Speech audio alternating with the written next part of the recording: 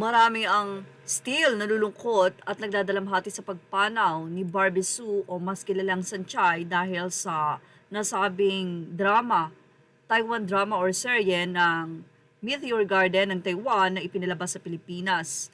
At syempre, ikinumpara pa ito sa version ng Thailand, ng China, pati na rin ng Korea at Japan. Kung saan, sabi nga nila, wala pa ring tatalo sa original na Meteor Garden. Kahit siguro sila ang huling version na ipinilabas, masasabi mong sila pa rin yung sobrang sisikat dahil bagay na bagay at fit na fit sa kanilang karakter, pati na rin ang mga gumanap nito. Ibig sabihin, wala talagang tumalo-tumaob pagdating sa karisma.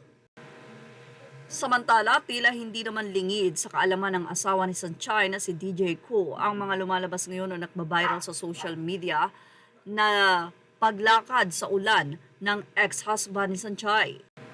Viral kasi ngayon ng social media kung saan ay lumalakad sa ulan itong si Wang Xiaofei, ang ex-husband ni Sanchay, at kumatok pa sa bahay nila. I don't know kung ito ba ay totoong latest video ni Wang Xiaofei dahil napakaraming fake videos ngayon na lumalabas about sa pagpanaw ng nasabi nga pong sikat na Taiwan actress. Well, mukhang totoo naman ang nasabing video kung saan ay talagang makikita mong tila lungkot na lungkot si Wang Xiaofei. Kaya naman hindi napigilan ng asawa ngayon kasalukuyan ni Sanchay na si DJ Koo ang magsalita lalong-lalo na at tila may kumakalat na balita na negligence o kapabayaan daw kung bakit hindi agad naagapan ang buhay ni Sanchay dahil mas inuna pa raw ng mga ito ang paggala sa Japan. Ito'y dahil na rin daw sa desisyon ni Barbie na ayaw niya na maantala o magkaroon ng hindi kasiyahan ang kanilang pagbabakasyon doon. Narito po ang naging pakayag ng asawa ni Sanchay about din sa mga inheritance o sa mga pera na iniwan ng aktres. Mula nga kay DJ Koo, aniya,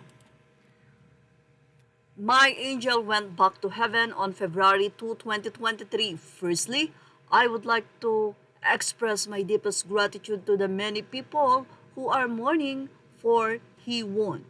I'm going through a time of indescribable sorrow and pain where the windows are on the verge of falling the Creator. I don't have the strength to say anything and I don't want to, but before the time of great loss and grief was over, the devilish people began to sell the love of my family and mine. Some are walking around in the sad rain while others are creating fake news about insurance and costs to feed their families. Is there really such bad people in the world?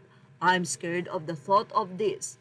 Can't you please stay still so that our Hee-won can rest in peace, please, I beg you.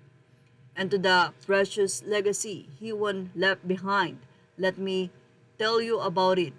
All the inheritance was collected by Seungyeon Hee-won to protect his beloved family. So I intend to give all the power to my mother-in-law. Children Empowerment is trying to take legal action to protect the children until they become adults to prevent bad people from touching them. For me, the time spent with Hee-won was a precious and unique gift that I cannot exchange for anything in the world.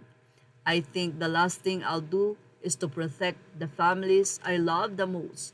For the last time, I bow my head and thank everyone for your love and condolence for our Hee-won. Thank you for watching. Images are all credit to the rightful owners. Please like, share, and subscribe.